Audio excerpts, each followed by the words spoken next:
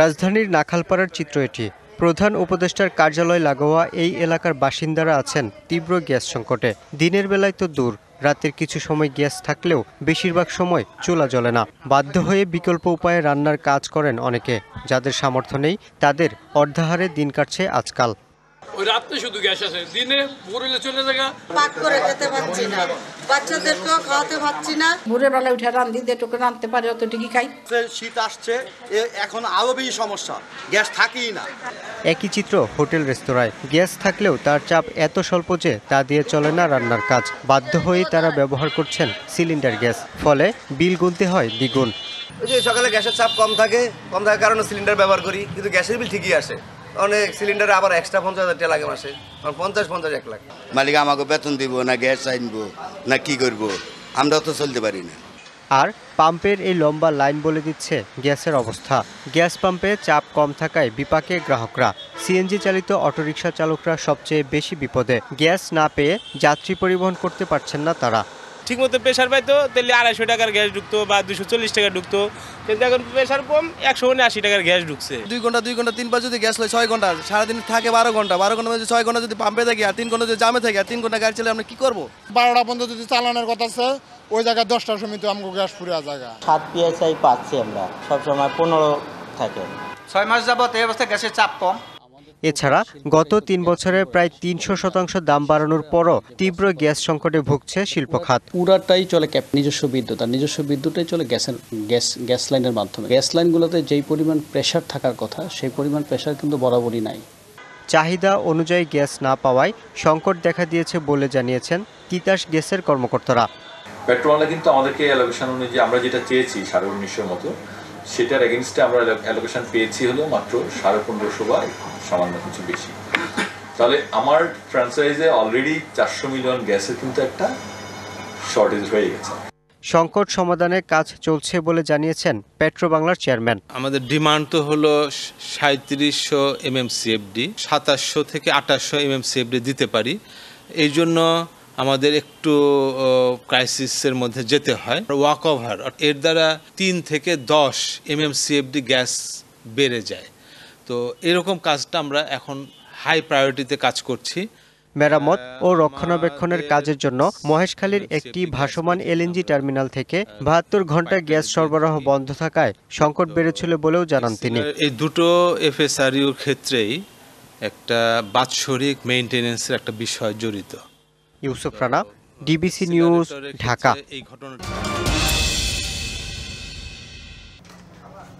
বৃহস্পতিবার নিজ মন্ত্রণালয়ে হজের সার্বিক অগ্রগতি নিয়ে গণমাধ্যমের সামনে আসেন ধর্ম উপদেষ্টা। তারপরেও আমি 2টি চিঠি দিয়েছি, এটা আমার পদমর্যাদার সাথে মানায় না। এখন ওনারা যদি এর 3 দিন পর রবিবার সৌদি আরবের জেদ্দায় এবারের হজযাত্রীরই একটি চুক্তি হয়, যেখানে এজেন্সি প্রতি সর্বনিম্ন কোটা নির্ধারণ করে দেওয়া হয়েছে। সৌদি আরবের মাননীয় হজ ওমরা মন্ত্রী ডক্টর তৌফিক ইবনে ফৌজানের সাথে আমাদের আলোচনা হয়েছে। হজ চুক্তি সম্পন্ন করেছি এবং আমাদের ব্যবস্থাপনায় যথেষ্ট অগ্রগতি আমরা লাভ করেছি এবং একটা সুন্দর স্বাচ্ছন্দ্যময় হজ আমরা উপহার দিতে পারবো বলে আমরা আশা করছি। এজেন্সি প্রতি কোটায় আরো কমিয়ে না আনলে হজ ব্যবস্থাপনায় বিশৃঙ্খলার শঙ্কা করছে হাব। হজ এজেন্সি প্রতি হজযাত্রীর কোটায় 1000, এটা আমাদের দেশের প্রেক্ষাপটে এটা মোটেও যৌক্তিক না। পূর্বের ন্যায় সর্বোচ্চ 250-এ সীমাবদ্ধ থাকা উচিত ছিল, এটি হয়নি। এই বিষয়গুলো যদি সুষ্ঠুভাবে একটা নীতিমালার মধ্যে না নিয়ে আসেন, আমি 2025 সালে হজ ব্যবস্থাপনায় চরম বিশৃঙ্খলা দেখা দিবে। হজ ব্যবস্থাপনা হয়রানি আর ভোগান্তি এড়াতে কাজ করার কথা জানান হাবের এই সাবেক নেতা। একক কোনো আমাদের গভর্নমেন্ট সিদ্ধান্ত নিতে পারে না। এখন আমাকে ওদের বাস্তবতা মেনে কাজ করতে হবে। তবে আমাদের কিছু সমস্যার সম্মুখীন হইতেই হবে। তা যেহেতু প্রথম বছর 1000 হাজি, এটা আসলে একটা এজেন্সি পক্ষে ট্যাকেল দেওয়া আসলে সমস্যা। এটা আমরা চেষ্টা করি ওভারকাম করার জন্য, তবে কিছু ঝামেলা আসতেই পারে। সৌদি আরবের সরকারের কোট অনুযায়ী এবছর বাংলাদেশ থেকে 1,27,198 জন হজে যাওয়ার সুযোগ পাবেন। খরচ সহ নানান জটিলতায় নিবন্ধনে সাড়া না মেলায় এই সংখ্যা অর্ধেকেরও নিচে নেমে আসে। মাহমুদুল হাসান আজিম, ডিবিসি নিউজ, ঢাকা।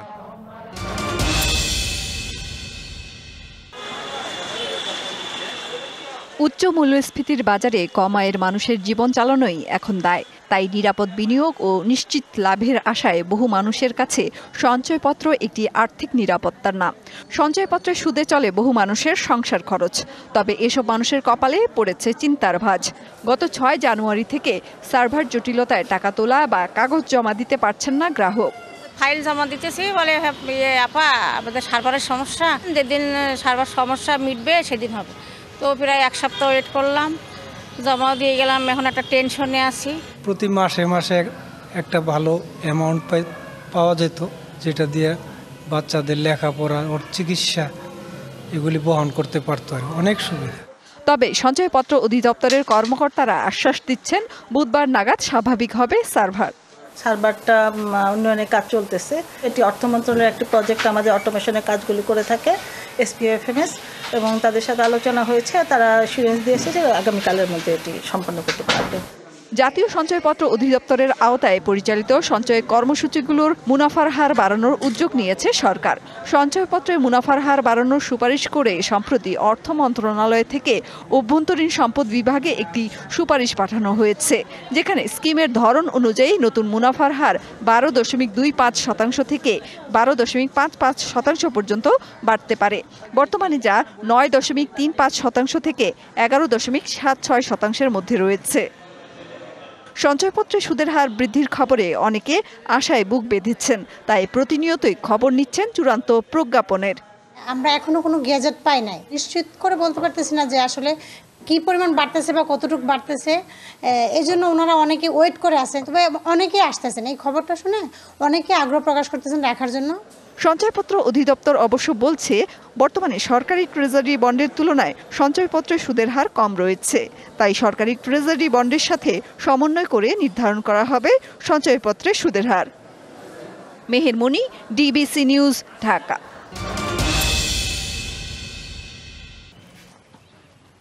গেল শুক্রবার বাংলাদেশের চাঁপাইনবাবগঞ্জের শিবগঞ্জ উপজেলার চৌকা সীমান্তের ওপারে ভারতের সুখদেবপুর সীমান্তে ভারতীয় সীমান্তরক্ষী বাহিনীর কাঁটাতারের বেড়া নির্মাণ নিয়ে উত্তেজনা দেখা দেয়।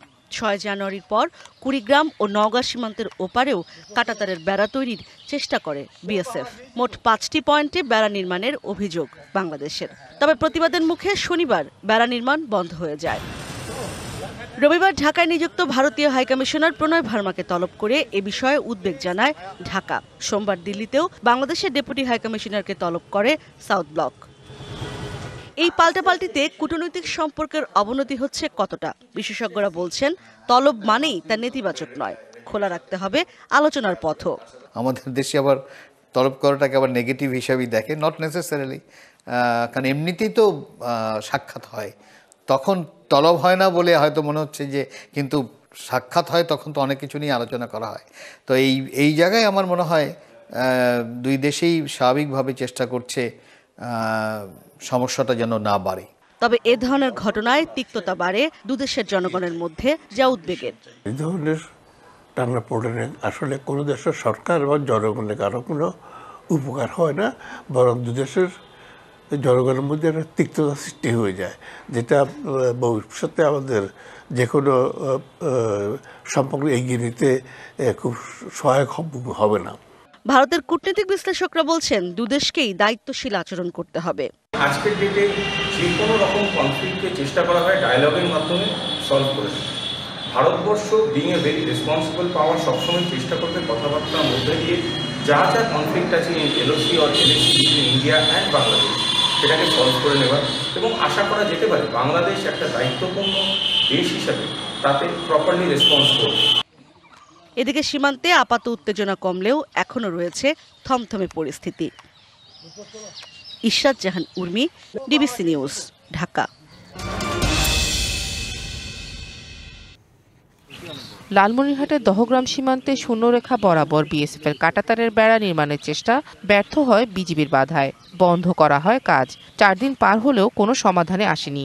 এতে নিরাপত্তার শঙ্কায় চরম আতঙ্কে দিন কাটছে সীমান্তের লোকজনের। 41 নম্বর পিলারে এদিকে তার কাটা কাটতেছে, তার কাটারা আসি করে না, আমরা বাধা দিতেছি, বাধা মানতেছে না। বিজিবি ফোন করে নিয়ে আসলাম। কাঁটাতারের বেড়া এই যে জিরো লাইনের কাছে দেওয়াতে আমাদের কৃষক লোকের ক্ষতি হচ্ছে। আমাদের অভিযোগ উঠেছে বেড়ার প্রায় 24টি খুঁটি পড়েছে বাংলাদেশের ভেতরে, সেই সাথে নতুন করে সিসি ক্যামেরা ও উচ্চ ক্ষমতার লাইট জ্বালিয়ে আতঙ্ক সৃষ্টি করছে বিএসএফ। অ্যাঙ্গেলের খুঁটি গাচ্ছে বাংলাদেশে, জোরপূর্বক গাচ্ছে, এই কারণে আমরা আতঙ্কের মধ্যে আছি।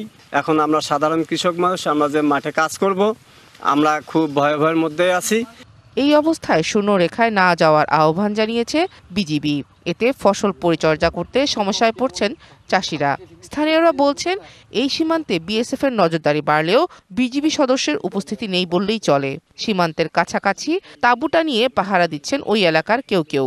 তবে দহগ্রাম সীমান্তের পরিস্থিতি স্বাভাবিক বলে দাবি বিজিবির। বসে মোকাবেলা করতেছি ওদের সাথে, ওরা খুব ভয়ভীত দেখাচ্ছে আমাদেরকে। বিজিবি মনে করি হুদি আছে, হুদি নাই, হুদি আছে, হুদি নাই। এখন এই বিজিবি আসতে আসতে হয়তো আমাদের একটা দুর্ঘটনা ঘটে দিতে পারে।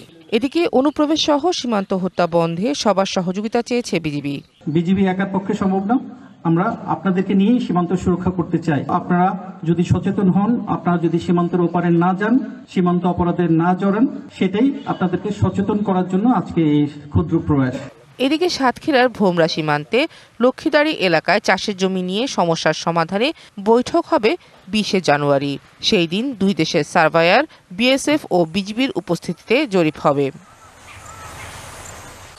সীমান্ত এলাকায় নিরাপত্তা জোরদারের কথা জানিয়েছে বিজিবি।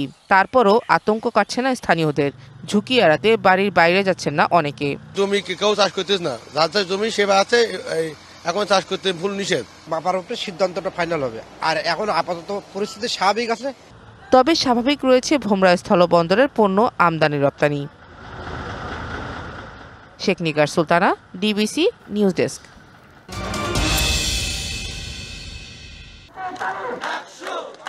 গত শুক্রবার রাতে এফআর হলের 2023-24 বর্ষের শিক্ষার্থীদের সাথে ছাত্রদলের নেতাদের বারবিকিউ পার্টির আয়োজন করা হয়। এই ঘটনাকে বিশ্ববিদ্যালয়ের গেস্টরুম কালচারে ফিরিয়ে আনার চেষ্টা বলে আলোচনায় আসে। পার্টিতে উপস্থিত থাকা স্যার এফআর হলের 2023-24 শিক্ষাবর্ষের শিক্ষার্থীদের দাবি ছড়িয়ে পড়া অডিও অনুষ্ঠানের কিছু অংশ মাত্র। দাবি শিক্ষার্থীরা জানে কিভাবে যে গণরুম গেস্টরুম কালচার, এই ধরনের কালচারকে প্রতিহত করতে হয়। গণরুম যদি আপনারা নিয়ে আসতে চান, তাহলে আপনাদের ডাকসু দেওয়ার দরকার নাই। আমরা কখনোই চাইবো না এই গেস্টরুম কালচার আমাদের মাঝে আবার ফিরে আসুক। হলটি ছাত্রদলের নেতাদের অভিযোগ, তুচ্ছ বিষয় নিয়ে মব তৈরির চেষ্টা করছে একদল শিক্ষার্থী। এখানে গেস্টরুম নামক যে শব্দ উচ্চারিত হচ্ছে, তেমন কোনো কথা সেখানে ছিল না। সেখানে কাউকে জোর করেও আনা হয়নি, সেখানে আমাদের ব্যক্তিগত উদ্যোগেও করা হয়নি। তারা চেয়েছে এবং আমরা সেটা মেটানোর চেষ্টা করেছি, ছোটো ভাইদের আবদার মেটানোর চেষ্টা করেছি। কিছু শিক্ষার্থী আমাদের বিরুদ্ধে প্রতিবাদ মিছিল করেছে। এটা অ্যাকচুয়ালি একটা মব কালচার। আমরা কি করেছি অ্যাকচুয়ালি সেই ঘটনাটা জানা উচিত। এটা কি আদৌ গেস্টরুম কালচারের সাথে রিলেটেড কিনা। এ নিয়ে সোমবার বিশ্ববিদ্যালয়ের প্রশাসনের সাথে বসে বৈষম্য বিরোধী ছাত্র আন্দোলনকারীরা। বিকেলে বাংলাদেশ ইসলামী ছাত্র শিবিরের ঢাবি শাখার নেতারাও ডাকসু গঠনতন্ত্রের সংস্কার নিয়ে কথা বলেন। ঢাকা বিশ্ববিদ্যালয়ের ইতিহাসে সম্ভবত এটাই প্রথম যে গণরুমের বিলুপ্তি হয়েছে, গেস্ট রুমের বিলুপ্তি হয়েছে। যদি ডাকসু অন টাইমে হয়, ডাকসু দ্রুত সময়ের মধ্যে হয়, নিয়মিত ডাকসু হয়, তাহলে যেটা দেখা যাবে যে শিক্ষার্থীদের প্রতিনিধিত্ব যারা করতে চাবেন, রাজনৈতিক ছাত্র সংগঠনগুলোর নেতৃবৃন্দ, তারা শিক্ষার্থীদের কাছাকাছি আসতে বাধ্য হবে এবং বাজে কালচার থেকে দূরে থাকার চেষ্টা করবেন। রায়হান কবির, ডিবিসি নিউজ, ঢাকা।